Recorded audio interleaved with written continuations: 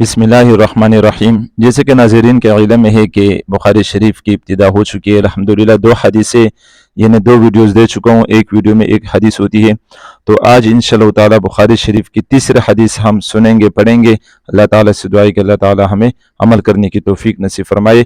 بغیر کسی تاخیر کے انشاءاللہ اب تیسری حدیث آپ حضرات کے سامنے پیش کروں گا، تو آپ حضرات خود بھی سماعت فرمائے، اپنے دوستوں یاروں کو بھی جو ہے نا یہ سینڈ کر دیا کرے۔ حضرت جناب نبی کریم صلی اللہ علیہ وسلم کی پیاری پیاری باتیں ہم سنتے، یہ بہت بڑی بات ہے، بہت شرف کی بات ہے۔ تو بغیر کسی تاخیر کے آج ہم تیسری حدیث بخاری شریف کی شروع کرتے ہیں۔ حدثنا یحیی بن بکیر، حضرت امام بخاری رحمۃ اللہ نے اپنے استاد یحییٰ بن بکیر سے روایت کی یہ حدیث۔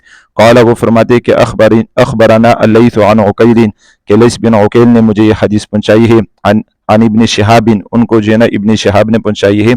عن عروہ بن زبیر، ان کو عروہ بن زبیر نے پہنچائی ہے۔ عن عائشہ ام المؤمنین، پھر عروہ بن زبیر نے حضرت عائشہ صدیقہ رضی اللہ تعالیٰ عنہ سے یہ حدیث سنی ہے جو کہ تمام مؤمنین کی ماں ہے۔ انہا قالت، وہ فرماتی ہے کہ اول ما بدأ به رسول اللہ صلی اللہ علیہ وسلم من الوحی الرؤیۃ الصالحۃ فی النوم۔ حضرت عائشہ رضی اللہ تعالیٰ عنہ فرماتی کہ سب سے پہلے نبی کریم صلی اللہ علیہ وسلم پر جو وحی کی ابتدا ہوئی وہ جو ہے نا سچے خوابوں کے ذریعے ہوئی۔ انہا قالت اول ما بدأ به رسول اللہ صلی اللہ علیہ وسلم من الوحی الرؤیۃ الصالحۃ فی النوم، کہ سب سے پہلے جو نبی کریم صلی اللہ علیہ وسلم پر وحی کی ابتدا ہوئی وہ سچے خوابوں سے ہوئی۔ سچے خواب آپ صلی اللہ علیہ وسلم دیکھ لیا کرتے تھے، اور اس کی جو تعداد ہے یعنی کتنے دنوں کے لیے دیکھا کرتے تھے، تو نبوت سے پہلے اس کی تشریح میں ہے کہ 6 مہینے تک آپ صلی اللہ علیہ وسلم اس طرح سچے خواب دیکھا کرتے تھے۔ کیسے سچے خواب دیکھا کرتے تھے؟ فَكَانَ لَا يَرَى رُؤْيًا إِلَّا جَاءَتْ مِثْلَ فَلَكِ الصُّبْحِ، کوئی خواب نہیں دیکھتے تھے مگر صبح کی روشنی کی طرح ظاہر ہو جاتا تھا، یعنی ایسے ہی واقع ہو جاتا تھا جیسے وہ خواب دیکھا کرتے تھے۔ ثُمَّ حُبِّبَ إِلَيْهِ الْخَلَاءُ، پھر آپ صلی اللہ علیہ وسلم نے تنہائی کو پسند کیا، تنہا رہتے تھے زیادہ۔ وَكَانَ يَخْلُو بِغَارِ حِرَاءٍ، اور غار ہیرا میں تنہا رہا کرتے تھے۔ غار ہیرا مکہ سے 3 میل کے فاصلے پر ایک پہاڑ ہے، اس پہاڑ کے اندر ایک سوراخ سا ہے، اس سوراخ کو ہیرا کہتے ہیں۔ تو اس غار ہیرا میں نبی کریم صلی اللہ علیہ وسلم جایا کرتے تھے اور تنہا رہتے تھے نبوت سے پہلے جب سچے خواب دیکھنے لگے۔ فَيَتَحَنَّثُ فِيهِ، بس اس میں عبادت کو جو ہے نا محبوب بنا لیا تھا آپ صلی اللہ علیہ وسلم نے۔ اس میں عبادت کیا کرتے تھے؟ وَهُوَ تَعَبُّدُ اللَّيَالِيَ ذَوَاتِ الْعَدَدِ قَبْلَ أَن يَنزِعَ إِلَىٰ أَهْلِهِ، وہ اس غار میں رہتے تھے، وہاں عبادت کیا کرتے تھے یہاں تک کہ اپنے گھر کی طرف لوٹ جاتے تھے۔ وَيَتَزَوَّدُ لِذَلِكَ، گھر کی طرف لوٹتے کیوں تھے؟ وَيَتَزَوَّدُ لِذَلِكَ، اس کے لیے دوبارہ توشہ لیتے تھے، کھانا پینے کی اشیاء اپنے ساتھ لے کر جاتے تھے۔ ثُمَّ يَرْجِعُ إِلَىٰ خدیجہ، پھر خدیجہ کی طرف آ جاتے تھے گھر پہ۔ وَيَتَزَوَّدُ لِمِثْلِهَا، پھر جو ہے نا اتنا ہی توشہ اور لے کر چلے جاتے تھے، پھر اس غار میں رہتے تھے تنہا۔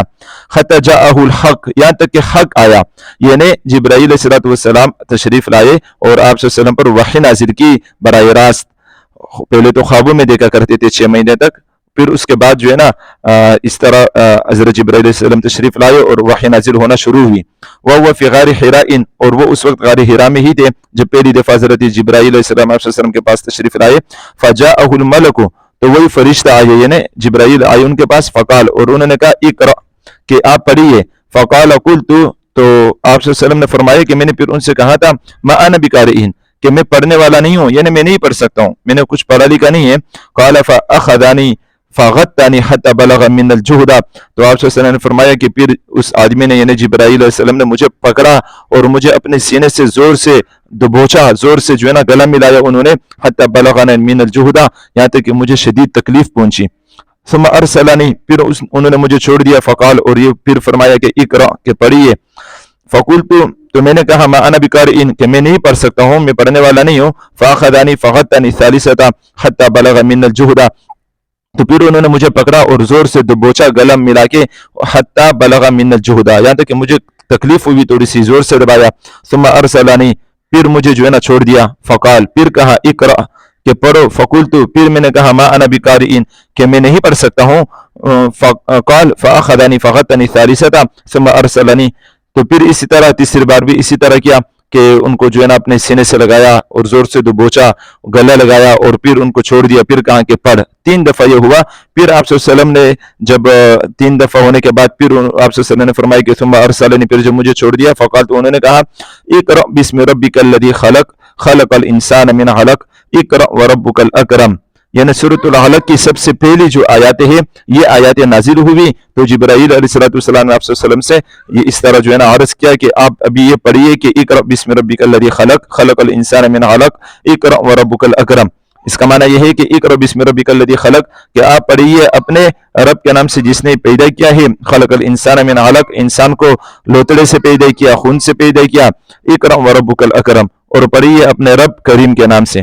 تو یہ آیت سب سے پہلے نازل ہوئی تو پھر آپ صلی اللہ علیہ وسلم بھی ساتھ ساتھ پڑھنے لگے، چونکہ جبرائیل علیہ السلام نے ان کو اپنے سینے سے لگایا اور ان کو دبوچا، جس کی وجہ سے ان میں طاقت پیدا ہو گئی، آپ صلی اللہ علیہ وسلم میں وحی کو قبول کرنے کی صلاحیت پیدا ہو گئی، تو پھر آپ صلی اللہ علیہ وسلم بھی پڑھنے لگے۔ فرجع بها رسول اللہ صلی اللہ علیہ وسلم یرجف فؤادہ، تو آپ صلی اللہ علیہ وسلم اپنے گھر کی طرف لوٹے اور گھبرا رہے تھے۔ فدخل على خدیجہ بن خویلد، تو خدیجہ بن خویلد خدیجہ کے پاس گھر پہ تشریف لے گئے۔ فقال زملونی زملونی، تو آپ صلی اللہ علیہ وسلم نے فرمایا کہ مجھ پر کمبل ڈال دو، مجھ پر کمبل ڈال دو۔ فزملوہ حتی ذهب عنا الروع، تو ان کو آپ صلی اللہ علیہ وسلم کے اوپر کمبل ڈال دیا گیا یہاں تک کہ آپ صلی اللہ علیہ وسلم کی گھبراہٹ ختم ہو گئی۔ فقال لخدیجہ واخبرها الخبر، تو آپ صلی اللہ علیہ وسلم نے خدیجہ کو سارا واقعہ بتا دیا کہ اس طرح میرے ساتھ واقعہ پیش آیا غار حرا میں۔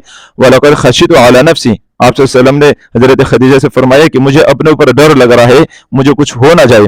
فقالت خدیجہ، تو خدیجہ نے ان سے کہا رضی اللہ تعالی عنہا نے، کلا واللہ لا یخزیک اللہ ابدا، حضرت خدیجہ نے کہا ہرگز نہیں، اللہ تعالیٰ آپ کو کبھی رسوا نہیں کریں گے۔ انک لتصل رحمہ، کیونکہ آپ صلہ رحمی کرتے ہو، وتحمل الکلہ، اور آپ لوگوں کے بوجھ اٹھاتے ہو، وتکسب المعدومہ، اور آپ مفلسوں کو غریبوں کو کما کر دیتے ہو، وتقری ضیفہ، اور آپ مہمان نوازی کرتے ہو، وتعین علی نوائب الحق، اور آپ حق کے ساتھ دیتے ہو ہمیشہ۔ فانطلقت به خدیجہ حتی اتت به ورقۃ بن نفیل بن اسد عبد العزى ابن عم خدیجہ، پھر حضرت خدیجہ آپ صلی اللہ علیہ وسلم کو جو ہے نا اپنے چچا زاد اپنے چچا کے بیٹے ورقہ بن نوفل، جو اس وقت کے نصرانی عیسائیوں کے بڑے عالم بھی تھے، ان کے پاس حضرت خدیجہ رضی اللہ تعالی عنہ آپ صلی اللہ علیہ وسلم کو لے گئی۔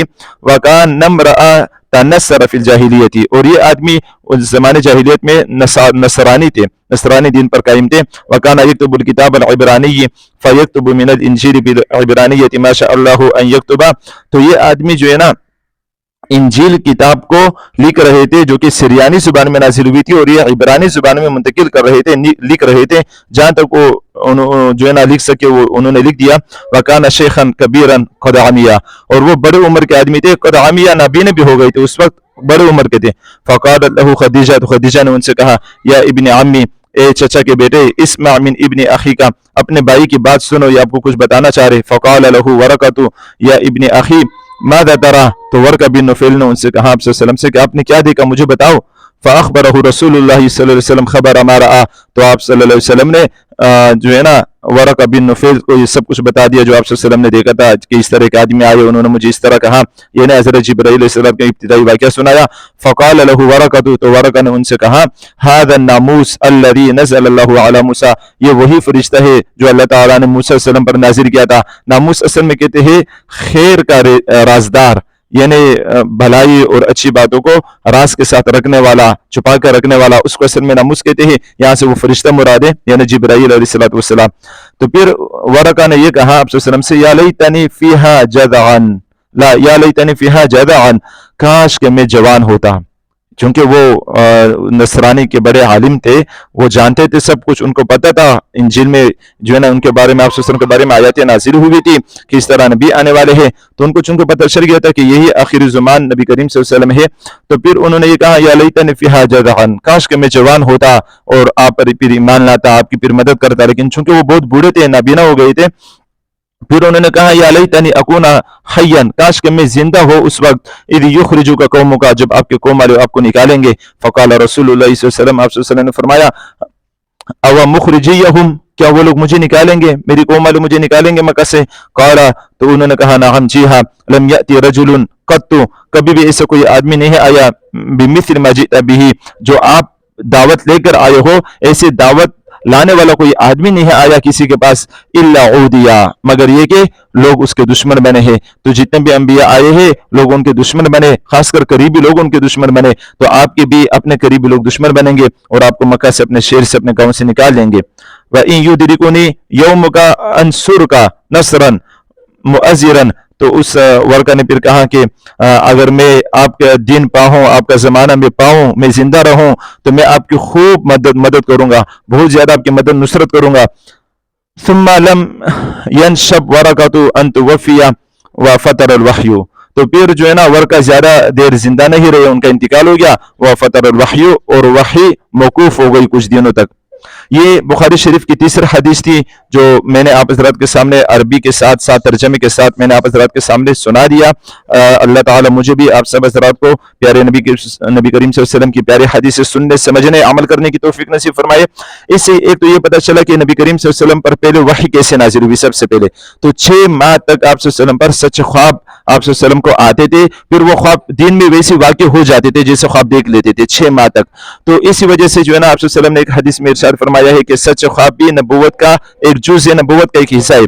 इसका मतलब ये नहीं है कि जो सच्चे ख्वाब देखेगा तो वो नबी बनेगा या उसमें जो है ना नबी की जो है ना जुज़ियात आएगी, नहीं। सच्चे ख्वाब ये खुशखबरी है, ये अलग चीज़ है। हाँ, नबूवत का एक जुज़ इसको कहा है और नबूवत अलग चीज़ है। तो सच्चे ख्वाब शुरू में आप सल्लल्लाहु अलैहि वसल्लम को 6 महीने तक आते रहे और फिर उसके बाद आप सल्लल्लाहु अलैहि वसल्लम के बारे में ये वाक़या जो है ना बताया गया कि किस तरह आप सल्लल्लाहु अलैहि वसल्लम पर सबसे पहले वही नाजिल हुई। फिर आप सल्लल्लाहु अलैहि वसल्लम हज़रत खदीजा रज़ियल्लाहु ताला अन्हा के पास तशरीफ़ लगे, उनको सारा वाक़या सुना दिया। इससे ये भी पता चला कि कोई आदमी परेशान या गमगीन हो जाए तो वो अपने राज़दार के पास जाए और उनको बताए कि ये परेशानी मुझ पर आ चुकी है, ताकि वो उनको मशवरा दे, फिर उसके मुताबिक अमल करे। जैसे कि आप सल्लल्लाहु अलैहि वसल्लम हज़रत खदीजा रज़ियल्लाहु ताला अन्हा के पास तशरीफ़ लगे, फिर उन्होंने उनको तसल्ली दी कि आप तो अच्छे काम करने वाले हो, आपके साथ इंशाअल्लाह कोई बुरा नहीं होगा। तो इस तरह हमें ये भी सबक पता चला कि जो है ना अगर कोई ऐसी परेशानी में कोई मुब्तला हो जाए तो अपने राज़दार के पास जाए जिसके ऊपर एतमाद है, उनसे अपना जिक्र करे ताकि वो उनको तसल्ली दे, उनके लिए दुआएं करे। तो अल्लाह ताला से दुआ है कि अल्लाह ताला हमें पूरी बुखारी शरीफ सुनने, समझने, अमल करने की तौफीक नसीब फरमाए।